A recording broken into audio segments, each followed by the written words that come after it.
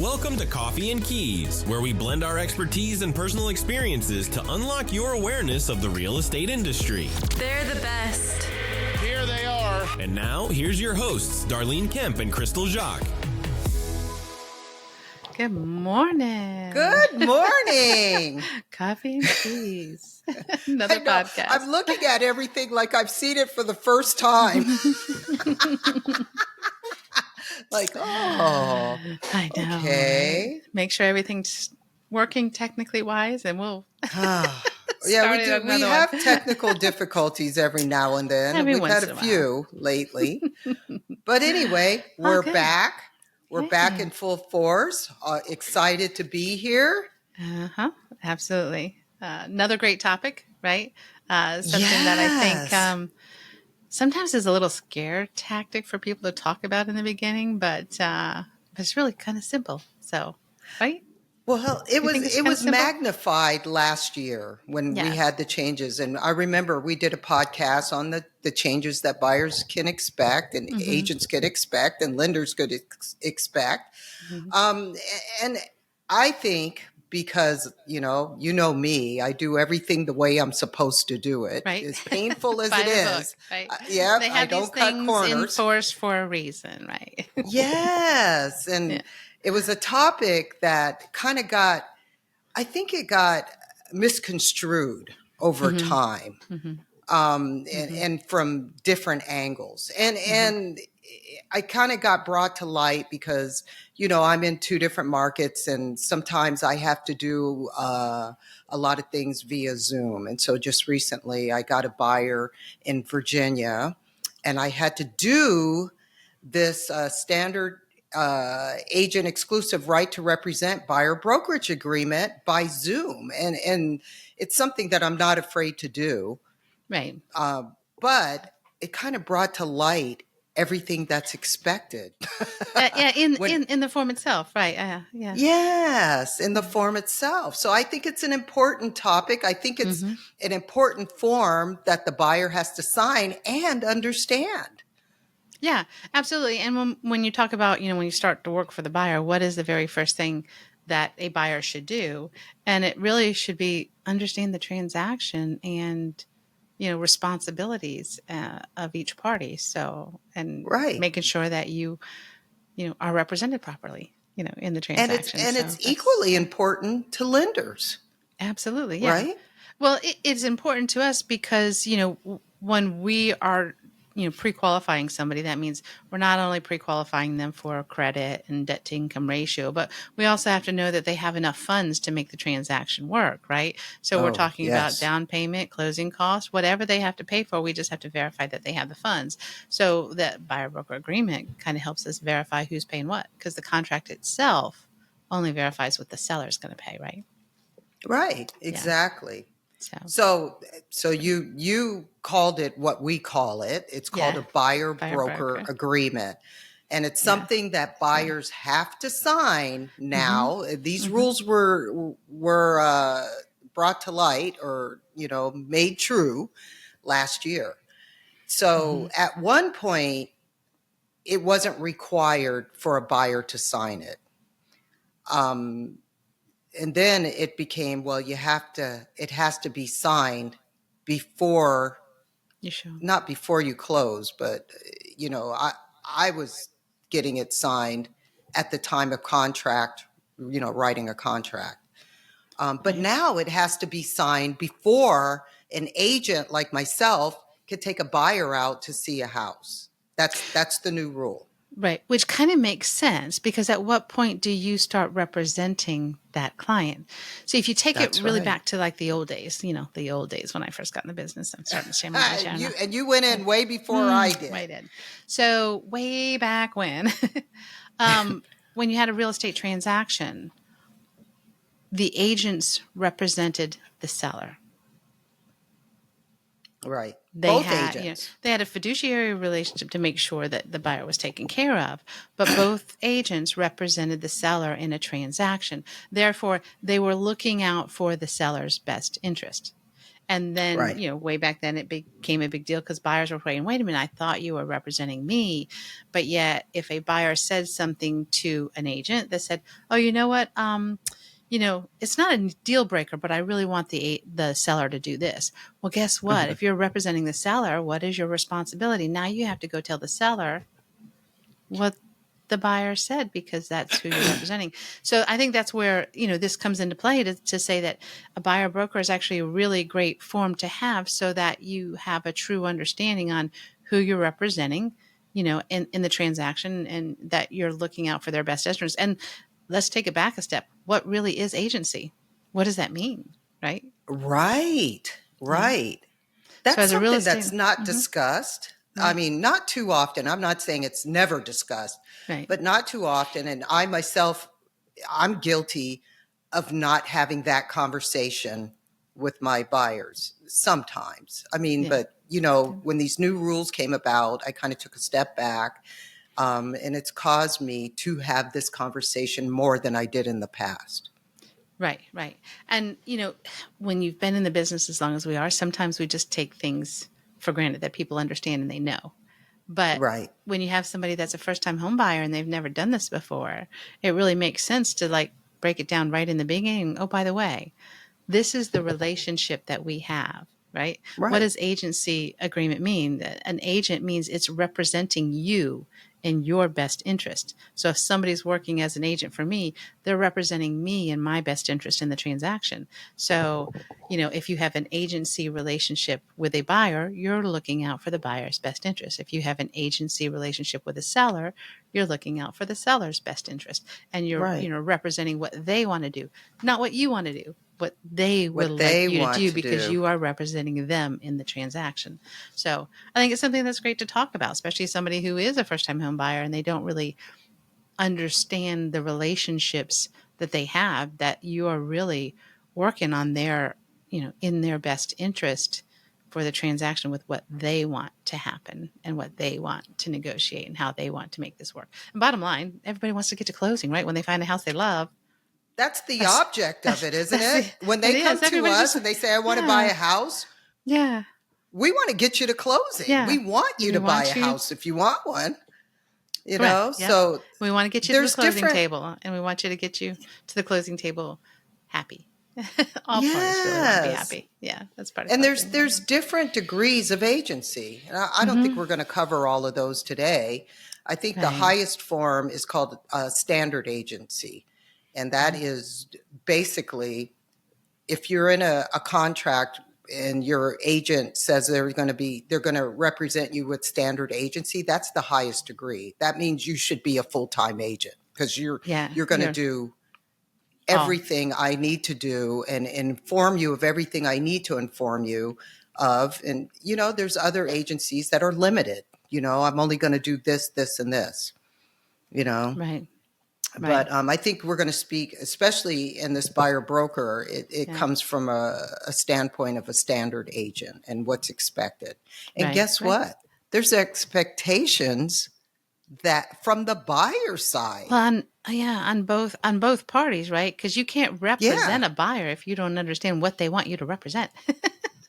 Well, Right? I've had What those they. buyers. Yeah. Yeah. I think I've got Um, one now.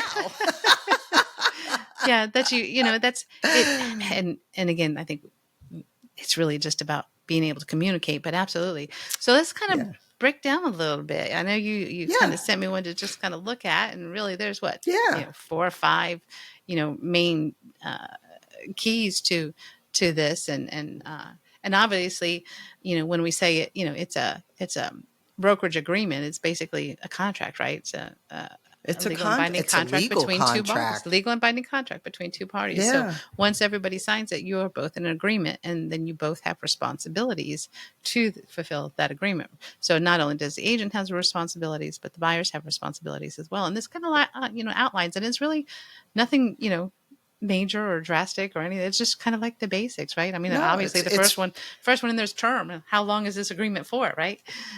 right. If you So it's sign the it, you don't term. want to it's not forever. Every house you buy, you don't have to use me. This is for a set period of time, right?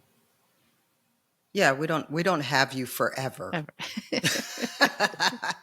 But just Right. to back up a little, let's keep in mind, this is the state of Virginia. This is a buyer Correct. broker in Yeah. Virginia. Virginia, that we're kind of Yeah. going through today. Yeah. Yeah. Every state Right. will have a little bit different laws and different forms and things like that they And sign. we do. So we're I'm in just two kind of going different over the basics states of and that. Yeah. two different And the key states, and we really have is two just to different. say, as a buyer out there, if you're working with them, just have them review the form with you so you understand what it covers. Right. Right. Yeah. Right. But for the So state of the Virginia, first thing is the term and the right. termination. Yeah. So it cannot be an open contract. It can't be, let's start today. And if you buy a house 5 years from now, we're going to pull this form and, we're going to use it. You can't do that. It has to terminate. It has to have an end date somewhere. Right. Beginning So date and an ending date. a beginning date and an ending date. So either it'll expire, and I think we were just talking because we're sharing a buyer right now. The one that I had with them expired yesterday. So I had to do another one. I couldn't just erase that date and change it. I had to do another one. contract. And we actually went over it again, and, just as a reminder Right. of what they're signing. So, it has to have an end date, but it can terminate prior to the end date. Correct. Right. Right. And that kind of, again, is something that's usually in the contract. How does it terminate? What are the requirements for it to terminate? All that kind of thing. So that would be, yeah. And that would be closing. Once you close, it's terminated. Yeah. Because right. you don't need it anymore, right? The deal's That's done. right. So once you're, That's and right. is it really just once you're under a ratified contract with somebody, or is it actually have to go through the life of the contract? In other words, once you're under contract, then the buyer broker is good until that contract closes. Correct? Yes, absolutely. All the way through the contract. All the way through. Yeah.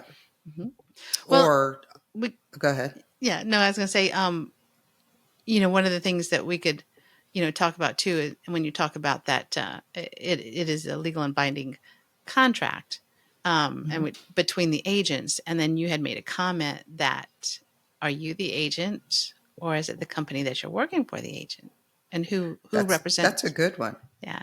And so a lot of people don't understand, and I spend a lot of time saying, I'm not representing you. It's my brokerage that's representing you. So in this case, Remax, Allegiance is representing you. Right. That is the agent. brokerage. I am an agent of Remax Allegiance. So do I get to make all the decisions when it comes to decisions regarding the brokerage? No, I have to go to my broker and say, okay, in this situation, they're asking if they can do this and not that.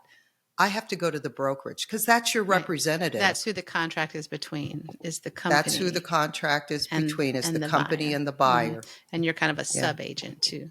I'm a sub-agent. That's exactly what it's called.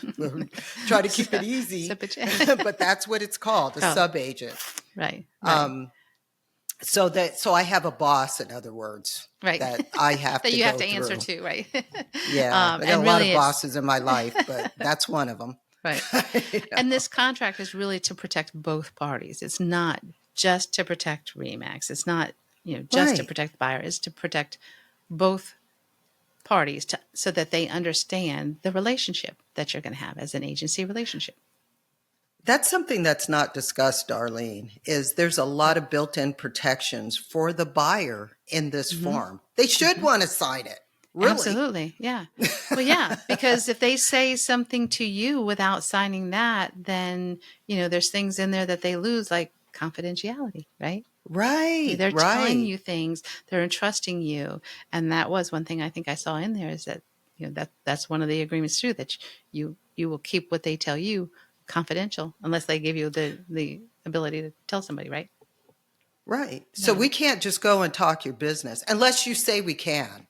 Right. But it's funny because, some buyers don't understand when we're putting in an offer on a house, and they'll say, well, why are they moving? That's confidential. I don't ask those questions on the other side. Now, sometimes I do ask, and with the premise or the idea that maybe they share that with you. Maybe they shared that with their agent and said, you're welcome to share that with whoever writes an offer. So I may ask, at that point. But those are answers that we don't ask right up front. Now, if the agent volunteers those answers, I'll share it with you because it becomes common knowledge at that point. If they're sharing it with me, I'm gonna share it with you. But I get all kinds of questions, like, why are they moving? Well, when do they want to close? Which is a common question. Right. Again, that's confidential until you ask. Right. So which usually they share that answer. I've never had an agent not want to share that answer, but it's confidential. Well, especially when you're talking about a seller, usually, it's in their best interest that they want to close right away to let the parties know that they want to close right away. Right. Yeah. So I think that's it too, is when you say it's in their best interest, because as an agent to the buyer, then you're looking out for their best interest, and that's best interest. Yeah. So there's protections built in for the buyer, and there's protections built in for the agent, and there's protections built in this for the brokerage. Right. But it's a great form, if you ask me, because it'll hold your feet to the fire. You can't. It will. Let's see. So I can think a couple other things that I thought was in there. Of course, there's protections like talk to you about the wire fraud. I thought that was neat. That was that's a good one too. Because do we spend time talking about that? And is it really important?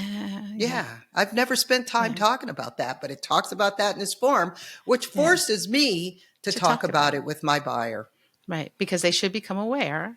Because most of the time in a real estate transaction, I know from a lender point of view, we wire our loan funds directly to the settlement company, and normally the buyers are required to either wire the funds or to the settlement company and things like that. So they kind of need to know about things that are going on and expectations and things like that. So I thought that was kind of neat to put in there, along with some of those other miscellaneous things that they have in there as far as that one. But really, when it gets down to it, you have in here buyer's duties and acknowledgments and dual agency disclosures and lots of others. And so what do you think is some of the other important things in here between the relationship and the broker and the buyer that they should be aware of? Well, there's some misconceptions out there about real estate agents that all we do is turn a key, open the door, you walk in, and we do nothing else.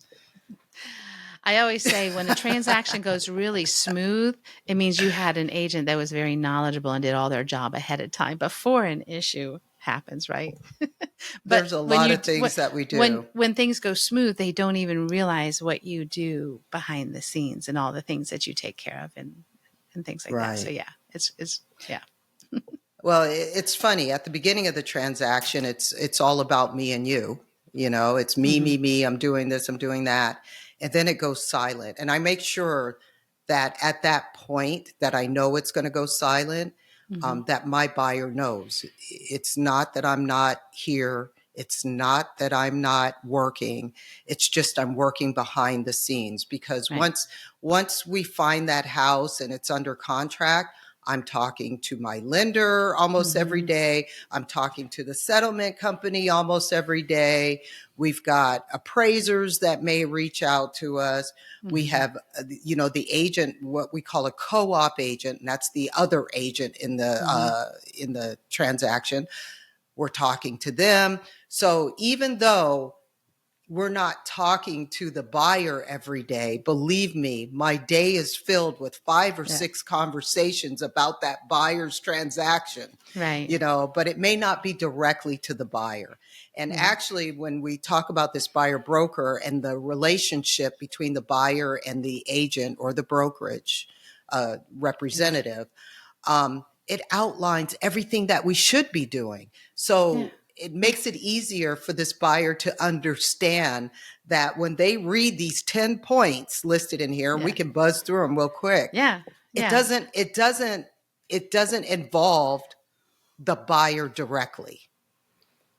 It involves other people in the transaction. Yeah, let's look through sometimes. it real quick, just so that maybe they have a little bit of understanding, if you can, as Right. far as that relationship goes, and responsibilities. So, So the uh, responsibility on my end, and again, there's 10 points that they outline. If you ask me, it's 110 10 points, points. during a Exactly. transaction, because no Yeah. transaction ever goes the way that we expect it to go. I've never Hmm. had two transactions just alike. Right. So Right. the first thing is we need to provide the buyer at the time of entering into an agreement copies of all disclosures and Yeah. forms. Yeah, Right. buyers should expect that from their agent. Yeah. So they Now can there's always go back different to it and ways to reference do it. it. Yeah. Yeah, they can Hmm. reference it. We do a lot of electronic signatures, so Hmm. when everybody has signed it, the buyer should get a copy of it at the Hmm. end. It Hmm. says that all parties have signed. Boom, here's your Right. copy. Right. Um, Yeah. I never expect that, and I never expect that a buyer. I never expect that a buyer looks for that. So what do? I always send it out to them myself from my email Right. address. So do they always reference it? No, but Yeah. my job is to make Well, sure you have it, and I do. yeah, and that's I think the hard and the easy thing about electronic signature, right? You get something to elect, and Hmm. you tab through, sign, tab, sign, tab, sign.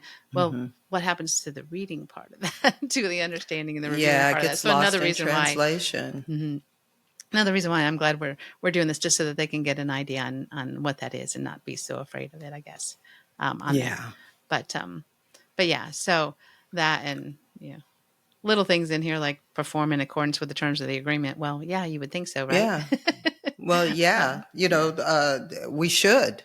We yeah. really should. We should not. If you're hiring an agent to represent you, or a brokerage that hires an agent to represent you, you should expect that that agent should be on everything.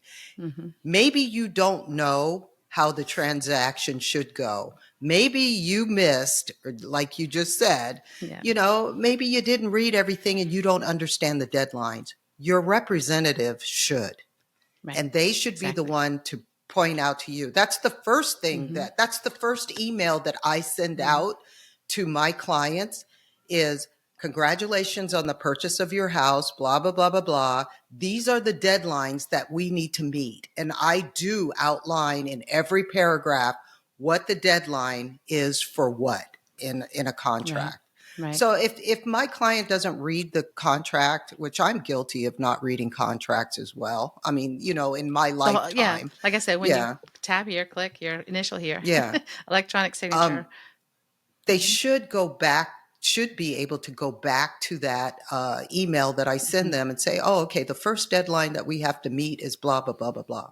Mm-hmm. If I miss that, they should be bringing it up to me. Did we meet that deadline? Yeah. Yeah. But I don't miss deadlines. I'm extremely It's deadline oriented and right. driven, Just to you make know. sure that, yeah, everything is performed in accordance with the Yeah. terms and agreements. Yeah.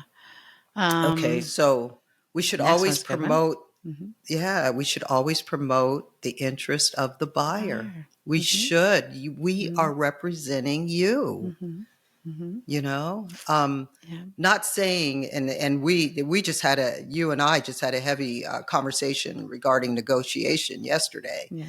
Not Yeah. saying you're going to win everything in your best interest, True. but I should be promoting your best interest Right. in Those things that every are most aspect. important to you in that Right. transaction, or in seeking that property, or in, price and the terms and the acceptance of the property. Negotiations is about, making sure that, both parties are in agreement, and the only way they're going to enter an Right. agreement if they're happy with the agreement in some way, shape, or form, right? So, that you're just kind of working on their behalf, and Right. seeking properties that fit what they're looking for. Right. So that's a good one because we had this conversation yesterday, Mm-hmm. you and I. Mm-hmm. So seeking a property of a Yeah. type acceptable to the buyer. Now, Mm-hmm. what is the single mistake an agent will make? And sometimes I'm guilty of this too. I am not perfect, but it's communication. Mm-hmm. right? That's probably the biggest thing that gets lost is communication. Right. Sometimes, and we were talking about this yesterday because we are sharing a buyer that I met with months ago, and they told me they wanted to buy a home and they want A, B, C, and D, right? Right. I'm in that box now. Okay, I know exactly what they're they looking want. for. Yeah. Yep. But they've left the box. Yeah. And I'm like, So they've why aren't changed they their mind. liking these homes? Yes. And Yeah. so instead of It's me saying, recommunicating. yes, instead of me saying, okay, I noticed in the last 5 homes that I sent you, you didn't like them, but they fit everything you want. What have we changed what we're looking for? Right. And What that's has become exactly what now more happened. important to you? Yes. And yeah. Yeah, whether it's you've changed your mind, you are not comfortable with that price range, you've changed your mind, you're not comfortable with the location you are looking in, or you change your mind, you'll accept something without a garage when you said it was your number one priority before. So again, is that communication and understanding, especially after you look at a couple homes. Well, maybe, I'm outside of my comfort zone in price, so I'm going to have to sacrifice a little bit of my other options to get the main things in property. So it's just about communicating and having an open communication, not just a one-time communication. It's continually, Right. as you look at properties, what do you like, what do you don't like, what's important, what's not important. Hey, and I know a lot of times when somebody's going out to look at, a couple properties, a lot of times they'll say, well, can you update the fees in the forms? I want to know, what would my price difference be between these and things like that. So it's, all about the terms as well as the property itself. So that can change. Right. Mm-hmm. Right. So that's something that can get lost because, Yeah. seeking a property of a type acceptable to the buyer, we Yeah. need to, that is something that needs to be communicated both ways. If the Mm-hmm. buyer changes their mind about what they're looking for, or says, you know what, maybe I will do this, or maybe I will accept that, that needs to be communicated to your Right. agent. And your Right. agent in turn, like I was getting frustrated. I don't understand why they don't like these homes. It's exactly Exactly what they're what they. looking for. Then I probably needed to reach out to my buyer a lot sooner than I did and say, okay, have we changed our mind about what we're looking for? Have we added something or we've taken something away? Right. So I do get those calls from buyers that were with agents and said they kept sending me stuff that I didn't want. So I don't want to deal with them anymore. Right. That's And common. yeah. And then again, communication is a two-way street. Communicating means that you're not only saying, what you want, but does that person who you're talking to, are they receiving it and understanding Right. it in the same way that That's you right. intended, right? So communication is just about both parties on, making sure that they've said it, but that the other person is hearing, and sometimes it's just a matter of, so what I'm hearing you say is you want this, Right. this, and this. Yeah. Yeah. Sometimes it's easy to break it down and break it back to them, because usually when I get numbers, it's mine is, okay, so what I'm hearing you saying is both cash out of pocket and payment is important, but you're willing to come out of pocket a little bit more to keep that payment where you want it, or, things like Right. that. So it's just really understanding the most important aspect of what they're trying to accomplish. And that's all about the So on communication. both Mm-hmm. sides, Both that's sides. right. On both Mm-hmm. sides, we have to communicate. Mm-hmm. One of the biggest things is, I guess, maintain confidentiality. Confidentiality. I have Mm-hmm. to. We're That's, supposed yeah. to, and Mm-hmm. there. I mean, we are supposed to, and I do. I do, unless you Mm-hmm. say, well, you could tell them that. But if the seller asks me a question that we didn't discuss, I definitely go back to my buyer and say, hey, they asked this. Do you want me to answer that, or do you want me Right. to say no comment, or Yeah. um, Because you want agents them to kind be of able to try to feel. yeah. Yeah, you want, what I was going to say is you want that your buyer to feel open and free to discuss everything with you without the fear of you repeating that to, all their neighbors, right? So they, Right. if something's important to them that, might be a little bit private, then they want to be able to give you that communication, right? Right. Yeah. But Yeah. agents try to open that door by saying, when you put an offer in on a house, they'll, sometimes I've gotten a call and say, well, tell me about your buyer. Yeah. I don't say anything that's confidential. It's all, Right. we've been out for the last month and oh my God, they love this house and we've seen so Yeah. many homes and, Yeah. but I never say anything that's confidential unless my buyer has told me. You can tell them that. You could tell them that I'm moving here. I'm not Yeah. here yet and, Yeah. and stuff like that. So we do have to maintain confidentiality. Right. Right. Was important. We have to exercise ordinary care. So what is ordinary care? I mean, I just Yeah. went through a bunch of tests just recently on these, so I should know what they are. Ordinary care. What is that? Yeah. What does that really mean? It means, well, as an agent, we need to pay attention to deadlines and to our buyer and our buyer's need. That's ordinary care. Yeah. We need to pay attention. Yeah. Make sure all deadlines are met. If you see something that's raising a red flag, maybe point it out to them. Yeah, maybe point it out to them. Yeah. Get their opinion on it. Yeah, absolutely. Yeah. One thing that we have to do is we have to disclose to buyer all material facts. So I always say, if I know, I will disclose. So if you're going to tell me something about a house, if that agent tells me something about a house, I'm going to disclose it to my client. I have to.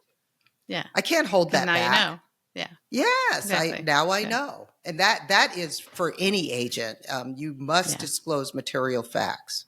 If you know something about that house, you have to disclose it. Yeah. Yeah, which makes sense. That way you're not hiding things that are material facts. So that and that again is a good reason for them to go ahead and sign the agreement, because those are all the things that you're agreeing to do for them on their behalf. Right.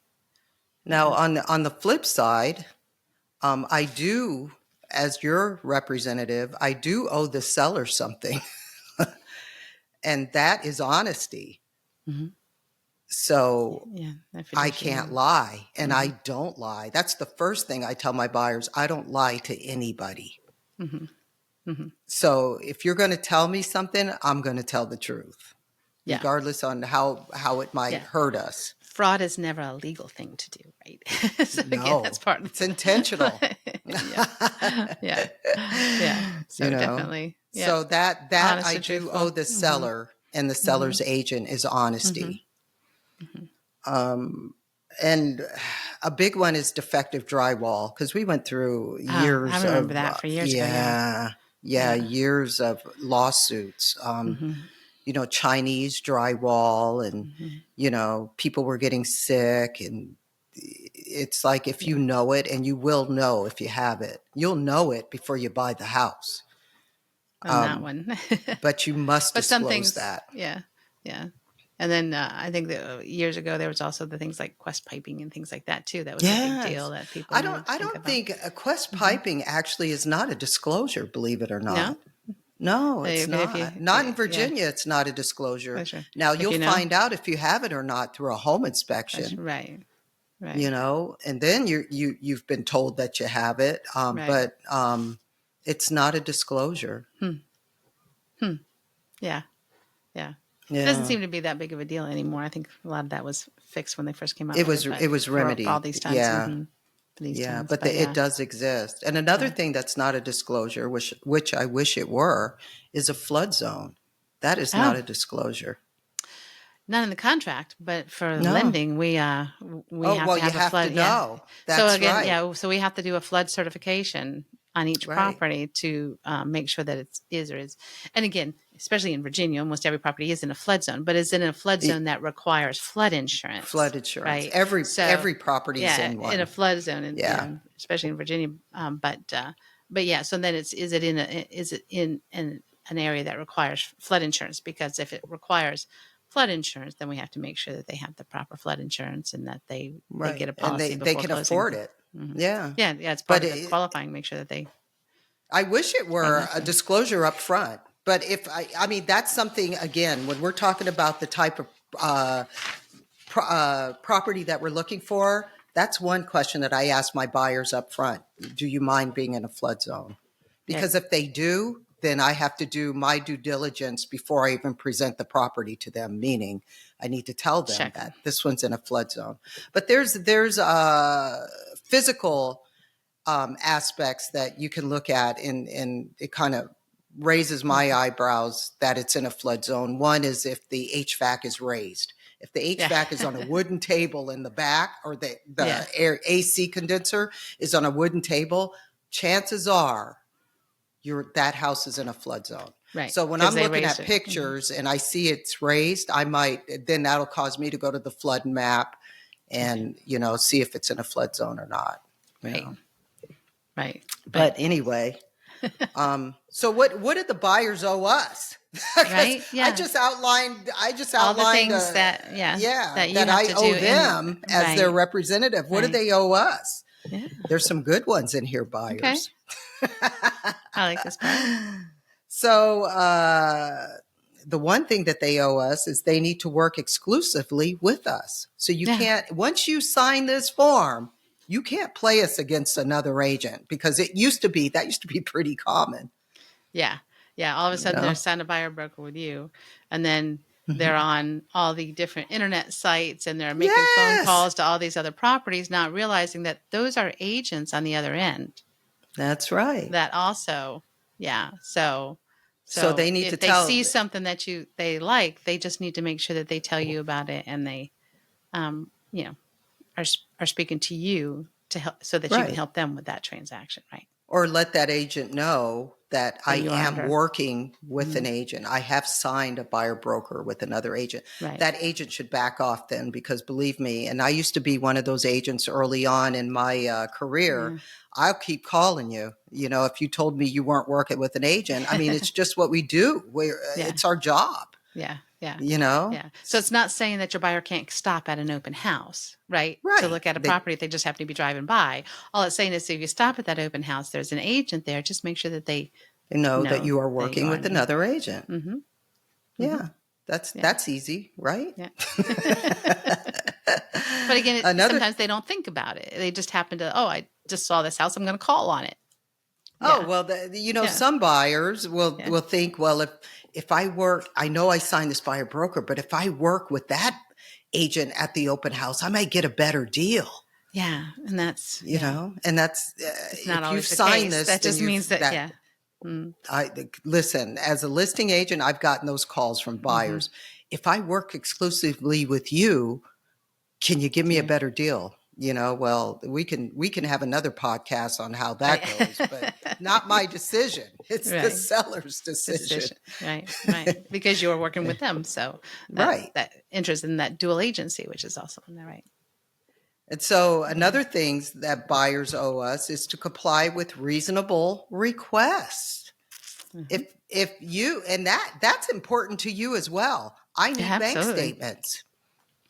Yeah, because, I always say that it's usually one of the things I do once I get a loan in the door. It's really just about, updated pay stubs, updated bank statements. They have to be dated so many days of the ratified contract and things like that. So it's really just about, I need the documentation, because I can't move your loan forward until you've given us that information, and buyers, they get to choose their own homeowners insurance, which means they have to go shop for it and have to tell us who they're going to go for, so they do have certain things that they have to do for that transaction. So exactly, this is saying that, you'll comply with all the requests that we need in order to get this done. Correct. Mm-hmm.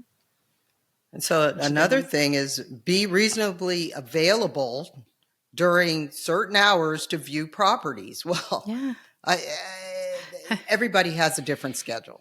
I have those buyers, believe me. I had one buyer early on in my career. She had a restaurant. She couldn't see homes until after the restaurant closed. And so I sold her a house eventually, but we went out at midnight and saw that house. It was a vacant house. It was so funny. Good story. My husband looks at me and he goes, "You're going to do what?" I mean, I'm getting up, putting on clothes. And I said, I'm going to go show a house. And I already talked to the agent. He said, it's vacant. It's on a contractor box. He gave me the number. I'm going to go show it to her. And he says, not without me, you're not. Right. So he goes with me. Right. He pulls up to the house. He's got the car lights on the door, I sold her the house. She still lives in it to today. Yeah. But it has to be reasonable. Now, that turned out to be reasonable because the agent said they were good with it. It was vacant. They didn't have a Yeah. lockbox on it. They had a contractor box. He called it reasonable. It was reasonable for her. It was reasonable for me. It was important for me because our window was so small to show Come her into a house. homes. Yeah. That's right. That it was important to me to get her in that house, and she loved it and she bought it. So Yeah. it was reasonable. Yeah. Not Yeah. always like that though. But yeah, but in but that makes sense. I mean, you sign a buyer broker with somebody, you're doing all this work ahead of time trying to get them houses that they like, and they're just never available to go look at any houses, or never Yeah. available to do it. How are you supposed to do your job, right? So Right. and vice versa. All of a sudden, they sign this buyer broker, and all of a sudden, as an agent, you're not available anymore. So yeah, it works. It's a two-way street, right? Yeah. You both have to be Yeah. If available we're to. out there, we're gonna. How much time we have? I can't believe we buzzed through this. Uh, We're going to talk about pay as the Mhm. last thing. But if we're going to make ourselves available for you, then you need to commit to us as well. Sure. Hmm. So Yeah. we can get paid. Yeah. And Right. and again, the agency relationship is a two-way street, and really is all about communication on both parties working together, and to really, uh, you're signing the agreement so that you can go look at some houses and get the house that you want, and it's something that's really exciting, and you can't wait Right. to start that process, right? But it really just all is about working together in a relationship where you can communicate and all be on the same page and all out for the bottom line, which really, for the buyer, they want to have a property, right? And for Right. you, it's a career, it's a job. It's a career. It's a job, which kind of leads us to that last part there, right? You The work last hard part. and you do a good job at what you do. And, really they're paying for your knowledge and your experience to be able to hold their hand and walk them through this process. So for that, you should get paid, correct? I should get You should paid. get paid. It is no Absolutely. secret, people. Right. Nobody goes to work and don't get for paid. free. Nobody, including the buyers and the Correct. sellers. When you go to work, you expect a paycheck. Mhm. We are no different. Right. Right. So again, this kind of just breaks down and lets them know right up front exactly what the expectation is, and what your fee is, and all the things that you're going to do for them for that fee. Correct. Right. And it really is just an agreement between the buyer and you as an agent, right? As to what that fee is. What the fee is. Well, the buyer and the brokerage, because Correct. it's Buyer and the Remax. brokerage, right. Yeah, the Remax allegiance. Now, everything, and this is what changed last October, or I'm sorry, last August. Everything is negotiable. Well, I always thought it was to start with, but Right. obviously I was wrong until I was proven right. So Yeah. it's always been negotiable. Mhm. But I think people misunderstood negotiable as we can talk about it and you have to take what I say. Yeah. That is not true, Yeah. because the brokerage has the right to say what they will take for my services. And at that point, Yeah. either you pay it or you don't. They have the right to Yeah. do that. Sure. Now we can negotiate. The brokerage can say, we, for Crystal Services, we expect to be paid A, B, and C. And the buyer can come back and say, well, I know she's good, but I only have D, E, and F. That's a negotiation. And it could either end with the brokerage says, well, I understand, but she's one of our top agents, and this is what we're going to accept. And then, the buyer can accept, that or not. Negotiations don't always go as I say this and you will take this. It doesn't always go that way. Right. Negotiations is a meeting of the minds where both It is people the are meeting of the having minds. Yeah. Where both people. So, Yeah. Now, I think the biggest question that they have in there, and I think this was the problem that a lot of people catch. that a lot of people, had with the way it was done previously, is I would hear agents say, well, you don't have to worry about how much you get paid because the seller's going to pay it anyway. Right. And that's not true. And that's not true. Yeah. So that was not be careful if negotiable. somebody says, that, because you work for a fee. And then when they go to negotiate a contract on a house, all of that is negotiable with the house, Negotiable, right? everything. Mm-hmm. So in this buyer broker, and this was a change last August, Mm-hmm. they are committing the buyer to pay the fees. The buyer's responsible to pay the fees. However, the buyer does maintain the right to ask the seller to Mm-hmm. pay the fee on the On the buyer's buyer's. behalf. Mm-hmm. I In the don't think contract. that was not communicated clearly. Correct. Because when buyers see this, they're like, what? I got to pay you? Well, we just outlined everything that I do for my money. Mm-hmm. And Mm-hmm. yes, but don't worry about that because we're going to go back and ask the seller to pay it on your behalf. Now, if the seller says no, that sparks another conversation In the negotiations. between, that's right, in negotiations between the buyer and their representative. Mm-hmm. And at that point, it means nothing until the contract's ratified anyway, you know? Right, So right. Because this contract is for you to find them a house and get to find them a closing. house. Get a That ratified is the contract, get important into closing. part. That's what you're all trying to do, right? And you don't get paid a dime until you Until it close, right? closes. Right, So I can right. do all of this. Have I? Have I done all of this and didn't get paid? I'm trying to think. Have I ever I don't think I've ever gotten to a closing table. I mean, and it didn't And close. yeah, I don't think I've ever gotten there. yeah, I've yeah. been doing this for so long. I think that one would stick in my head. That if you did, yeah. You know, But basically, what this is saying is when you found a ready, willing, and able, buyer, and yeah, you get to the closing table and it closes, that's when you do your compensation. right. Is that closing, So, right? So it's not like they have to. In most cases, they don't have to like write a check right there when they sign this agreement. It's no, basically at they closing. could. I don't Yeah, select that, yeah, but they could if they want to. yeah. So yeah, because we're running out of time here. So not to hurry you Yeah. along, but why is this form important to you? Yeah. Because we've outlined why it's important to me and the buyer. Why is it important to you? As a lender, Yeah. well, especially for with these changes came some change in loan programs. Previously, a VA or a veteran buyer could not pay an agent compensation. And so they have Ah, changed guidelines now to with this understanding. They're like, you know what? We can't punish a veteran for not being able to buy a house if the seller doesn't agree to make the payment. So we are going to allow the veteran to uh, choose the agent that they want to have and choose the property that they want to have by allowing them to pay that compensation.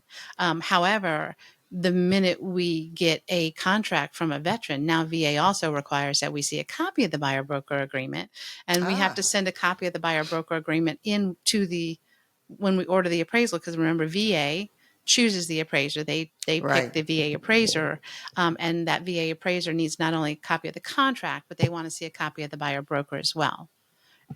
So that we have to have those forms up front, and we'd like to get the forms on every deal because we're giving an estimate, right? As far as this is how Right. much money you're going to need at closing, and so if we don't understand that, the contract negotiated one price and your buyer broker says another price, there's some a difference in there, and we just need to make sure that the buyer has the funds to pay it at closing if it's written in there, and that they do or they don't. So we like to see the agreement just so that we understand all terms to the contract. Nice, Hmm. nice. And Yeah. that makes sense because Hmm. nobody wants to be told at the beginning. And you and I work very closely together Hmm. on a transaction. So before I even write that offer, I'm calling you and saying about how much is the Just closing need cost. Well, what we need. yeah. So Yeah. nobody wants to hear, oh, I told you that the closing cost is this amount, but now it's $15,000 more because, you got to pay Right. your agent. So to have that all, in line before closing is Hmm. important. Yeah. And when we go to disclose on that, loan estimate, that's one of the things our compliance department is saying, hey, by the way, what is, is there an agent compensation that we need to be disclosing so that they know how much money they're going to have to bring to this transaction? So it's just nice to have that so that we understand, Hmm. the whole big picture. So That's awesome. Yeah. Yeah. So, I mean, Just helps us everything, help them. as much as they think that some buyers think that information is being withheld, it's very hard to withhold information. It really is on our part. If the buyer signs this, because we can be held to these standards legally. If the agent signs this, because I have to sign it as your representative as well. And if the lender sees this, it's hard to withhold any information from anybody. Right. Right.